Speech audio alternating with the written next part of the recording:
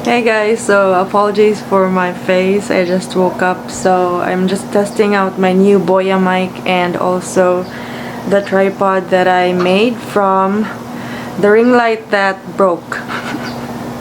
Nihiwi na kong camera. Okay. So yesterday I bought a new original Fujifilm battery because I'm going to do a shoot for Biyahe ni Drew in Danao, in Carmen, in Olango Island, and on board the Seahorse Yachts. And not only that, I'll be going to Busay as well to feature a restaurant.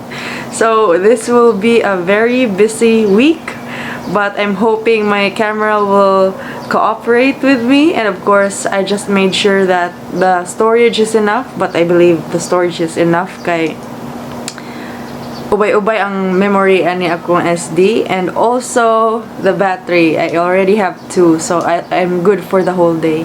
I'll just make sure to bring my laptop as well. Medyo this is just a test, no? So I'm noticing na medyo luag ang ihang. Let me adjust this one. Alright, so I hope that nothing wrong will happen, and of course Drew Arellano will be joining us via Zoom. Oh my gosh, so after being featured in GMA Regional TV Live and also in the GMA Radio, I'm back here for GMA, another episode for Biyahe ni Drew. So thank you so much for the trust. Muhiwi siya. Oh my goodness. Wait.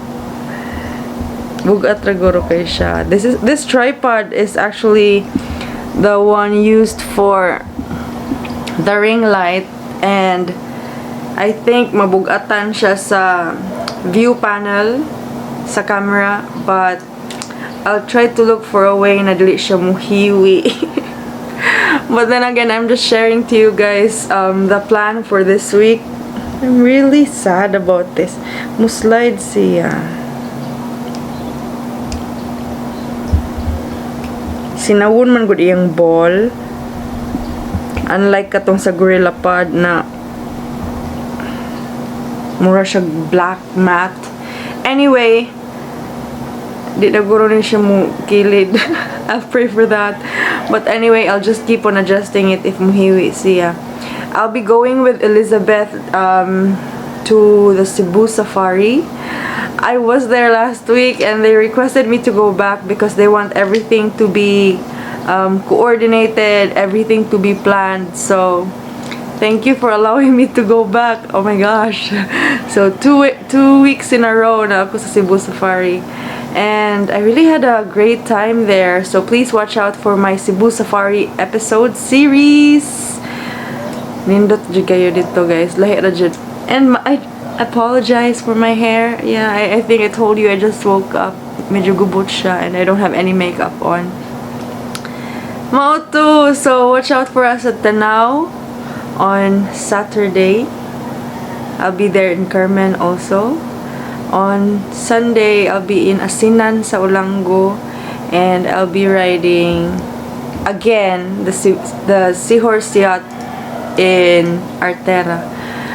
Now I makeup na mapapas, guys. I'm sorry for that. Again, I'm always apologizing. But thank you so much for watching this video. I was just checking out the new Boya mic and the adapter that I bought. I'm just checking if okay ang audio niya. So I'm gonna be recording another video without the Boya mic, and I'm gonna check the quality. Alright, so a while ago I was using the Boya mic, and this very moment giibot na nako siya. So I'm just gonna test the audio if it has some difference with the Boya mic and without the Boya mic. So thank you so much. Maura to siya. Quick test. So this will be another review for this Boya mic. Let me get the box. So I bought the mic from Henry's Cameras. This is not a sponsored video. And this is the box. This is the Boya Universal Cardioid Microphone BY-MM1. This is an original, of course. It costs 1,190. I think I saw it 1,490 sa color. So, good choice good ang Henry's, no? Because it's a lot cheaper. However, you have to purchase your own 2.5mm na adapter, 2.5mm to 3.5mm, because Fujifilm has a unique port for that. So it costs 250 in Maze. Luckily, tanan stores nahutdan na og 2.5mm, but they had two left, one for me and one for another person. So of course, in the box there's also a manual, but I really did not need the manual because it's very basic to attach the Boya mic on top of the Fujifilm cam. So I guess that's it. Specifications, too many numbers, I'm not gonna mention that. Compatible with smartphones, tablets, DSLR cameras, consumer camcorders, audio recorders. So murag universal ni siya na Boya mic. Compact and lightweight, directional mic, rugged metal construction, no battery required, professional furry windshield included. So this is great for outdoor recording. That's why I bought it, because it's a lot windy. Grabe kayo ang fog dito sa Cebu Safari, guys. I really want you to experience it on your own. Lahi ra jud if kamo jud mo experience. So that's it for the Boya mic. For the battery, I'm using it now. I charged it last night, and I hope it will last for hours.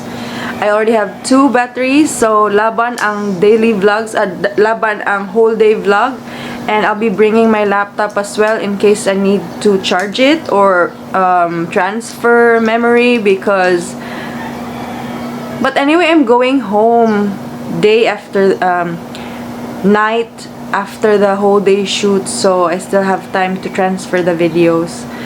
So laban lang kita, guys. Busy na kita, and I still have work during the weekdays. I'm still trying to manage my time well. I'm also still supporting, of course, BYC, and of course this Saturday was supposed to be a shoot intended for Berbutin, but since na conflict sa requested schedule sa biyahe ni Drew, I had to hit 2 birds with 1 stone. So that's why i-shoot po na mo ang Berbutin dito sa Sunshine Shin Beach Resort in Danao, and also feature Madam's Lechon Negra. So all the BYC coming along with me, mga Berbutin cast, will also feature Madam's Lechon, and also not Cebu Safari. I'll be going with Elizabeth sa Cebu Safari.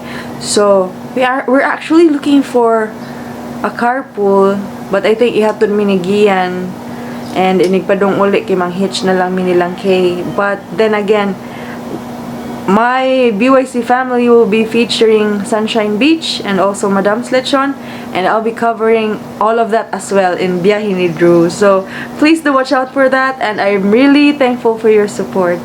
Thank you so much for watching this video. I hope to see you on my next vlog, lovies. Bye! Love you, take care, God bless, bye! 1, 2, 3, funky. My darling, I love you, I love you, I love you, I love you, I love you, I love you, I love you, I love you, I love you, I love you, I love you.